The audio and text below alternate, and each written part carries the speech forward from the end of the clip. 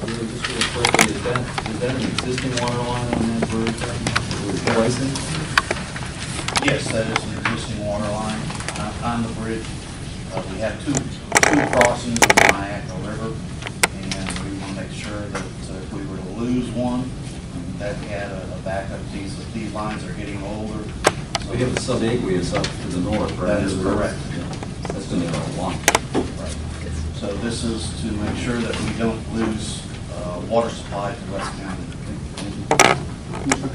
Thank you. On that same one, I guess I'm really hoping that we're not going to do away with the line that's already there. So I read it as either add another line or whether it's paralleling it or subaqueous, but there's nothing wrong with the current line. So I really don't want them to give us a proposal that says remove the existing line and put in a 24-inch. And then, I'm sorry, but there's some conflict, because in some places it says it's a 12-inch line, and then when you look at the other place it says it's a 16-inch line, and they want to go to a 24. So which is it? I believe we're looking at a 24 there. No. What is it now? Is it 16 or 12?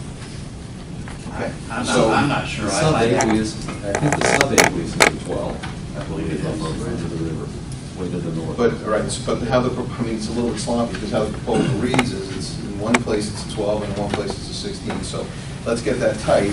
And what I really don't want them to even consider is getting rid of the existing line, whatever size it is, but adding to it. So yes, there's redundancy and there's increased capacity. I don't think there's anything wrong with the existing line. Is that correct? This is just about increasing capacity? This is to, make sure that if we did have problems, we've got to replace it. It's redundancy issues. Okay, great. But how it reads is you're asking for a proposal and you're going to pay them to give you 3 different scenarios, one of which is doing away with the existing line. I wouldn't even have that in the proposal. I mean, does that make sense? Make that clear. Yeah, okay, so, right, there's 3 options that are in this. The only problem we might run into is there's weight limitations on bridges, and it may be that you cannot exceed a weight limit and have to replace a line. But I agree with you, we shouldn't be looking at replacing that line. We should be looking at another line to augment the system.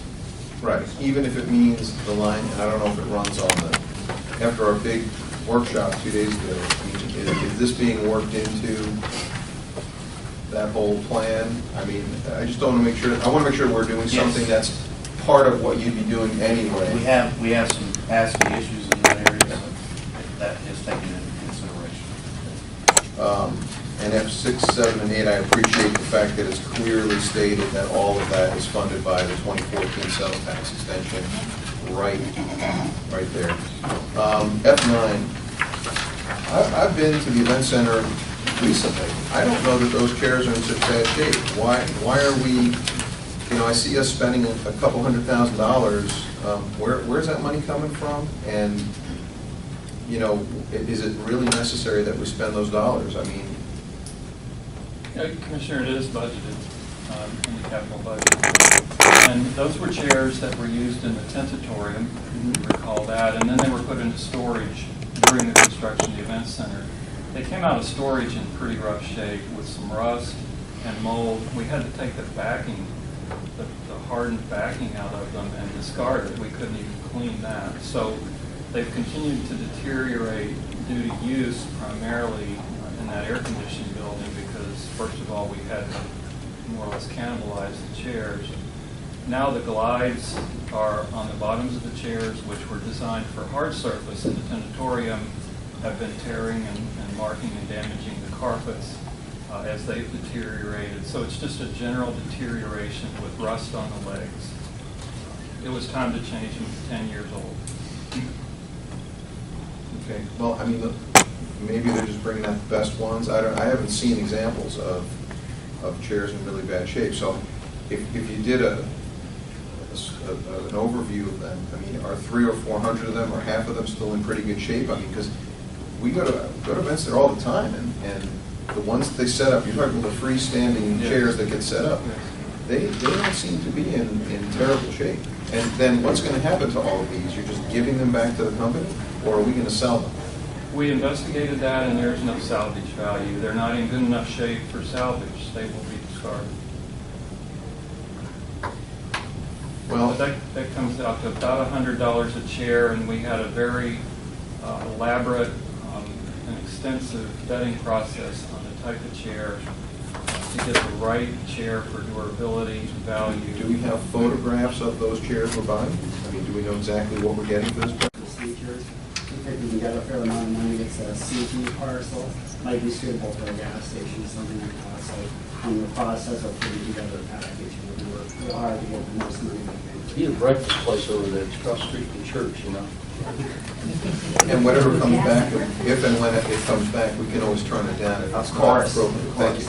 And we're going to do things properly. We're going to have a number that people are aware of when we bid, and that'll give them the target to shoot for. We're not going to hold them to the highest number. If they want to exceed it, they're welcome to do that. If they want to come close, they're welcome to do that. But we'll do things properly. Very good. Community Services has 2 items. We have 2 items. The first one is the funding agreement with Inglewood Waterfest with the not-to-exceed amounts that you directed to last meeting. One point that I wanted to highlight, there is a discrepancy between the amount that was presented and approved for Charlotte County Fire EMS and what the actual amount was. We're working through that with Inglewood Waterfest. We have a meeting on Monday where we're going to discuss that. We told them this is the amount that was approved by the board, and anything above and beyond that, they'll either need to fund themselves or come back and discuss with you. Can I just comment on that? As far as I'm concerned, you hit the nail on the head because we made a direction based on the numbers that we had. So that's where I hold the line. I know Commissioner Constance holds the line at a different point because we had that conversation at our last meeting. I also wanted to talk They're well aware of that. Yeah, and I also want to talk about funding source. And we'll have this discussion around the second here, but I want everybody to be considering to have a conversation about funding source and BP money versus general fund, whether it's in part or in whole. Well, I can give you a heads up. I will be calling you, so you'll have that. Oh, I know it's coming off. I'm going to pull it too, so I'm last, but I didn't have to worry about pulling it. for you. The second one is a resolution authorizing temporary use of golf carts for Waterfest as defined in the map that was attached to the resolution. Commissioner Pruitt. No problem with the resolution, but the hours of operation, in here it says sunrise to sunset, then specifically limits them to certain hours, 9 to 6 and 10 to 5 or 6 or something like that. That's when the events start. Is there any way they can start at like 7 o'clock and go? They need hours for, I'm asking legal, I'm just looking at you, Tommy. You're the recipient of my wrath today. Commissioner, this is the hours that they requested.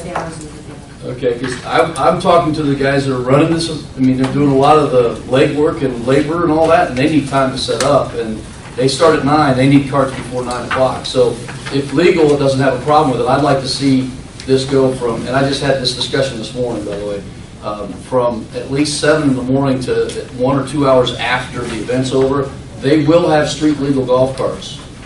So they'll be lighted, brakes, the whole 9 yards is what they're planning on using.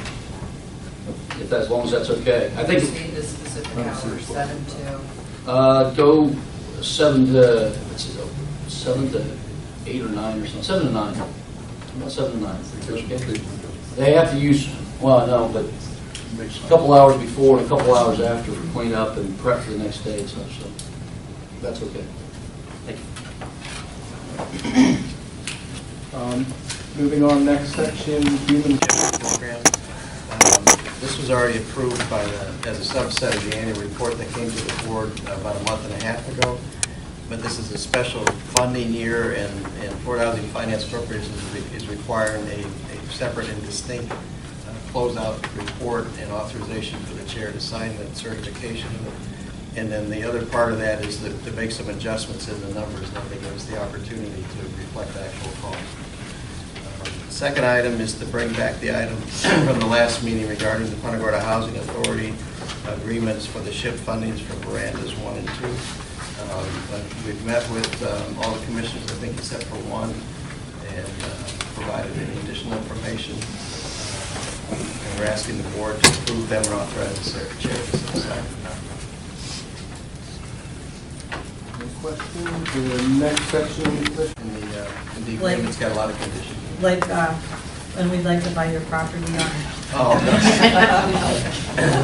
at the concern about getting ourselves into some muddy water, there's two separate distinctions. I know, it would be nice though. It'd be wonderful. That'd be a separate agreement, separate agenda for another day. Yeah, but again, Maybe they'll remember our kindness of doing this. well, I think they're absolutely two separate issues, and we can't really discuss one in reference to the other. However, if we're doing this, there's a spirit of cooperation. If we're doing this, you know, we're crafting, and I'm glad we're crafting agreements. I really want to make sure that everybody understands I appreciate the attorney's office and working with Mr. Hebert to make sure that we have things that will hold people's and entities' feet to the fire, because in the past I think that we basically played fast and loose, and that they basically come with their hands out and said, we want this, and we say okay, and there really aren't any defining documents prescribing how they need to go forward, and that they absolutely need to perform. And if they don't perform, there are issues that occur that affect the taxpayer. And so we want to make sure that if we're giving out money through these programs, that they are meeting the requirements, because otherwise the money gets put back in and then we wind up holding the bill. And so I don't want to see that happen anymore. But I will review this one more time, and I may still pull it on Tuesday. So thank you.